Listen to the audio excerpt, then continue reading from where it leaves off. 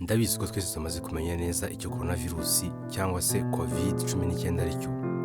Ariko kandi ni ngombwa cyane kwibukiranya ko tudakwiriye kuba abantu n'ibindeba cyangwa se gukabya bikadutera kumva nabi cyangwa kudakurikiza inama zitangwa n'inzego z'ubuzima. Kwirinda kuba ntibindeba bisobanuye ko udakwiriye kwirengagiza no kudaha agaciro ibikurikira: gukaraba intoki kenshi n'amazi meza n'isabune cyangwa ugakoresha imiti yabugenewe sanitizers, kwirinda guhana ibiganza uramukanya, kwirinda gucira aho ubonye, kwirinda gukororera no kwitsamura impande ya mugenzi wawe, kwirinda kujya ahantu hari abantu benshi igihe bitari ngombwa, wanabikora ugashyiramo intera nibura ya metero imwe. Hanyuma ikiruta ibindi, ugasobanukirwa ibimenyetso bya coronavirusi ari byo: guhumeka bigoranye, inkorora, kugira umuriro no kumva unaniwe cyane.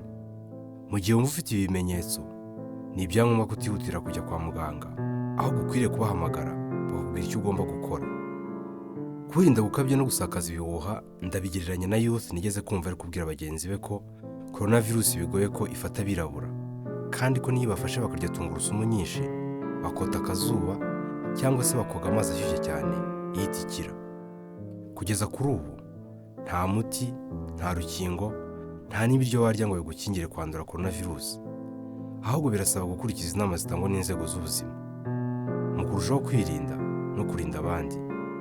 Ndifuza kurangiza mvuga ko kwirinda guhoberana, guhana imikono cyangwa se kujya mu ruhame rw'abantu benshi bidasobanuye urwango cyangwa se umutima mubi, ahubwo bisobanuye ko wumva neza ikibazo isi irimo kandi wifuza cyane kukirinda no kukirinda bagenzi bawe muri rusange. Murakoze.